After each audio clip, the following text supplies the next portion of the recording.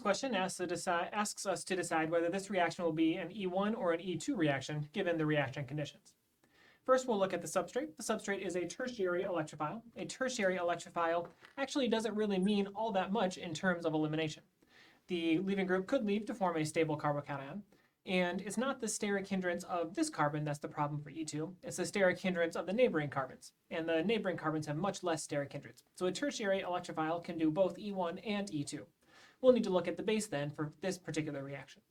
The base is sodium amide. Sodium amide is a very strong base, such a strong base that it does not need to wait around for a carbocation. It's strong enough to directly attack a beta hydrogen and do an elimination directly. Because we have a strong base in our reaction conditions, this reaction will most likely go through an E2 reaction pathway.